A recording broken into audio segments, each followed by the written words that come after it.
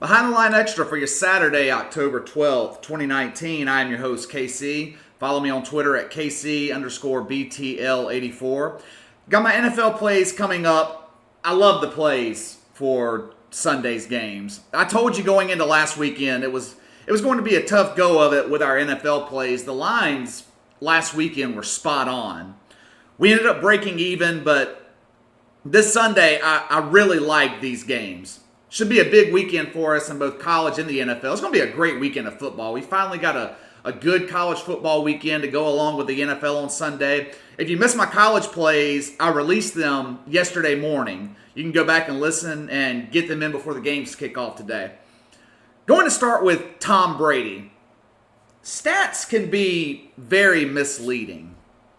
Now, I understand that the Patriots ended up blowing out the Giants Thursday night. But I've been saying the past couple of weeks that Tom Brady has not looked like Tom Brady. He looked bad against the Bills. I can kind of let that one slide because Buffalo has one of the best defenses in the NFL. He looked awful against the Redskins in that first half last week. And then Thursday night against a bad Giants defense who were depleted and got several guys on IR. Tom Brady looked as bad as I've seen him all season. I get that his stat line looked great, but he just does not look like the same guy. You could see the frustration on Bill Belichick's face throughout that game. Fox showed him several times on the sideline, and he was visibly upset. You can blame it on injuries. A couple of offensive linemen were out. Josh Gordon was injured. You can blame it on the injuries if you want, but I don't buy it. Tom Brady's always found a way to overcome any obstacle in his way. I haven't seen a stretch this bad out of Tom Brady his entire career. Everyone has a bad game, but 3 bad games in a row, it's starting to become a trend. Let's look at his stat line for a second. 31 of 41, 334 yards, completed 76% of his passes, had a 88.9 quarterback rating, 0 TDs, 1 interception. Not bad, right? If you just looked at that stat line and didn't watch the game, you would think, oh, Tom Brady had a pretty good game. Wrong.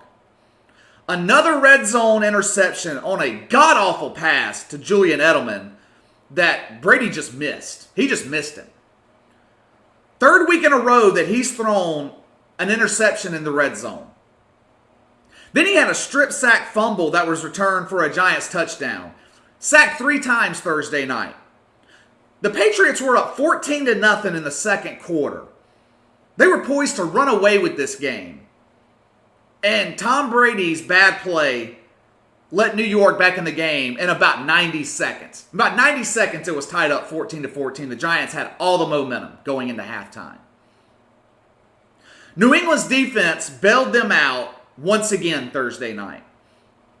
This defense has been bailing out Tom Brady for the past 3 weeks. Now, everyone will argue that the Patriots are 6-0, so why does this even matter? Let me tell you why it matters. First, we don't really know how good this New England defense is. We don't really know how good this New England team is. Listen to the quarterbacks they've played so far this season. Big Ben, Josh Rosen, Luke Falk, Josh Allen, Colt fucking McCoy, and Daniel Jones. Does that sound intimidating to you? Big Ben's out for the season now, but of the rest of that list, Daniel Jones is the best quarterback, and he's still got a long way to go before he becomes a legitimate threat in this league. The Patriots' schedule has been soft. I mention all the time when I talk about the Buffalo Bills. You can't turn over the ball consistently and win football games in the NFL. Right now, New England's defense is forcing about 3 turnovers a game. 20% of opponents' drives result in a turnover. That's pretty fucking good. But they're playing bad teams. Once this schedule beefs up, the defense is going to have better play from Tom Brady to win games. You can't depend on this New England defense to get you 3 turnovers a game. It's going to level out at some point. New England's next 6 games, they had the Browns, at Baltimore, at Philly, Dallas, at Houston, and Kansas City. Toughest stretch of their season coming up over this next month and a half. Only team with a winning record they've played thus far is the Buffalo Bills. 5 of their next 6 games are against playoff caliber teams. We're about to find out how good New England really is. Now, don't take this as me doubting Tom Brady and Bill Belichick. That's not the case. I've seen the greatness from this duo too much over the past 18 to 20 years to ever doubt Brady and Belichick. However, I see some analysts talking about the possibility of the Patriots going 16-0 again. I don't see that happening. If Tom Brady continues to be unBrady-like we've seen the past 3 weeks, I could see them losing against Philadelphia and Kansas City. Maybe even at Houston. Seems like the offensive line in Houston is really starting to gel. Deshaun Watson looked phenomenal last week. I'm not going to say the Patriots are going to lose to Dallas. I will never pick Dak Prescott over Tom Brady. All right, on yesterday's podcast, I asked how much longer the Cleveland Browns could go about losing the way they've been losing before the whispers in the media began and the locker room started to implode. Now, the locker room is yet to implode, but the whispers have begun. They're light whispers at this point, but whispers nonetheless. Odell Beckham was speaking to the media Thursday, and this is what he had to say. Quote, "I hate losing, period. Anytime we lose, and I don't feel like I did anything to help win the game, I'm going to be frustrated. That's just the bottom line. I'm a winner in my heart, and I hate losing," end quote. When has Odell Beckham ever been a winner? This is his 9th NFL season. He's been to the playoffs once. And he was a non-factor in that game. Eli Manning targeted him 11 times. He caught 4 fucking passes for 28 yards. You take away that one spectacular catch in that game against Dallas. I believe it was his rookie season. I know it was early in his career. That one-handed catch he had on Sunday Night Football. You take away that catch, and Odell Beckham isn't even a star receiver in this league. He'd be like a Ted Ginn, a pretty good, decent receiver, but he wouldn't be a household name, I don't think. Beckham has more passing attempts than he has touchdowns this season. His frustration's visible, and I believe it's starting to affect Baker Mayfield. Listen to what Baker Mayfield said about OBJ Thursday. Quote, "He's frustrated when he's not getting the ball and we're losing. Why not be? He feels like he could help us win if we get the ball in his hands. It's frustrating when he's not getting the ball and we're losing. You can't blame him. He's one of the best receivers in the league, and when he's not getting the ball, he always has it in the back of his mind of, what if I did get the ball and change the game?" End quote. If I'm Freddie Kitchens, I'm really concerned about this. Baker Mayfield is basically giving you a tiny glimpse into what's going on in his mind during the game. Get OBJ the ball. Get OBJ the ball. Keep Odell happy. We have to find a way to get him involved or deal with the consequences. That's not a good place to be for a young quarterback. You cannot win with that type of psyche. Terrell Owens destroyed a strong veteran locker room in Philadelphia with his diva-like antics. Completely split that roster down the middle. Half like Owens, half like Donovan McNabb. This has the potential to become a real problem in Cleveland. We've all seen OBJ's outburst before. This is nothing new. Kicking the field goal net on the sideline, screaming at coaches and players when he wasn't involved when he was with the Giants. But in New York, you had a veteran quarterback in Eli Manning who could handle OBJ's outburst and kind of rein him back in. You don't have that type of leadership in Cleveland at the head coaching position and especially at the quarterback position. Baker Mayfield's in his 2nd year. He needs all the support he can get from his guys. Watch what I tell you. This is going to get worse if Cleveland keeps losing and Odell Beckham isn't involved. And Freddie Kitchens' defense, it's not like they haven't been trying to get OBJ the ball. But the Browns keep losing like this, and this situation is going to blow up that locker room. I actually think that this team would be better off if they traded Odell Beckham. At this point, I think he's more of a distraction than an asset. All right, let's get to the NFL plays for the weekend, then I'm going to get out of here. Like I said, I love these games this weekend. First up, Texans at Chiefs. Current line is Kansas City -4. This line's dropped big since it was released early in the week. Line opened at Kansas City -7. It's been bet all the way down to 4. I think some of that is a bit of an overreaction to the Chiefs' loss at home to Indy Sunday night. The Texans' offensive line was exposed the first couple of weeks of the season, but they've improved the past couple of games. Deshaun Watson was hardly touched last week against Atlanta, and we saw what he can do when he's given protection. He lit up the Falcons for 426 yards and 5 touchdowns. We all know how great Patrick Mahomes is, but he's coming into this game with a banged-up ankle. His mobility will be limited. Not only is Mahomes hurt, Sammy Watkins has a hamstring injury, and a couple of defenders for Kansas City were also hurt last week against Indianapolis. Bottom line, Kansas City is banged up right now. I also think that Houston is the better team defensively. The Texans love to rush the passer with J.J. Watt and Whitney Merciless. And with Mahomes having a bum ankle, they should be able to get after him easier than normal. I expect Kansas City to be up for this game after that disappointing performance last week against the Colts. But I think Deshaun Watson keeps it close. This Texans offense is different than what we saw at the beginning of the year when Watson was basically running for his life. He should have plenty of time to throw on this Chiefs defense, who isn't effective rushing the passer anyway. Give me the points. I'm going to take Houston +4.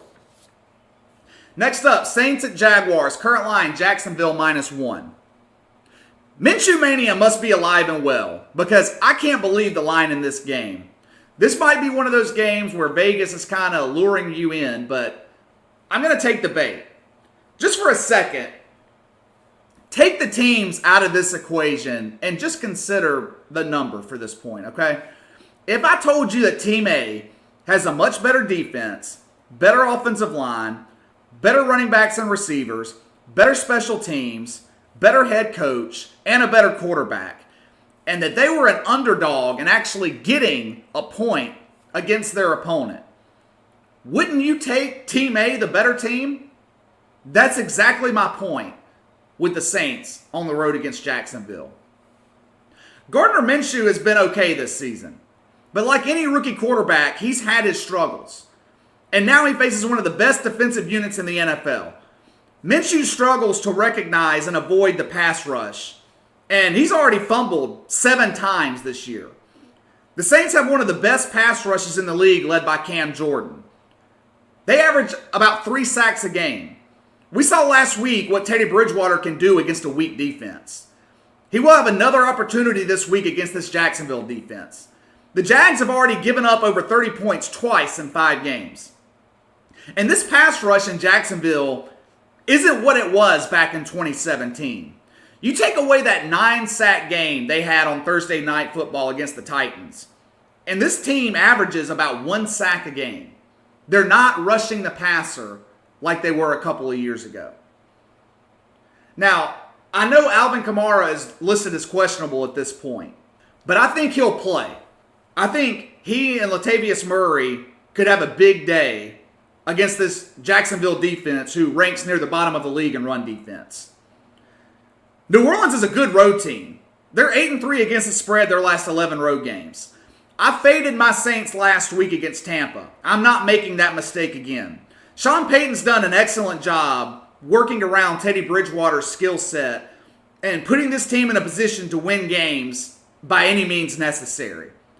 I'll take the point, but I like the Saints to win. I'm taking New Orleans +1. Next up, Seahawks at Browns. Current line is Seattle -2. This is one of those games where I'm betting the situation and the number. Throw out the stats and the matchups for this one. For starters, West Coast teams flying east for 1 p.m. kickoffs usually don't fare that well. They get into town the day before. Their body clocks are 3 hours off. Then they've got to wake up early and play a game at 10 a.m. Pacific time. Now, this trend has been reversed a little bit in recent years, but it still exists. But this game to me is all about the Cleveland Browns. They were just humiliated on national television. That loss at San Francisco couldn't have gone any worse. But remember what happened the last time Cleveland had an ugly loss on national TV? They lost to the Rams on Sunday Night Football. Baker Mayfield had a terrible game.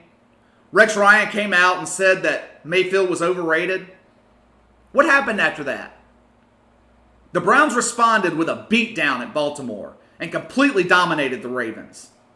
This week, all we've heard about is the struggles in Cleveland. Hell, I talked about it on this podcast. I just talked about it 5 minutes ago.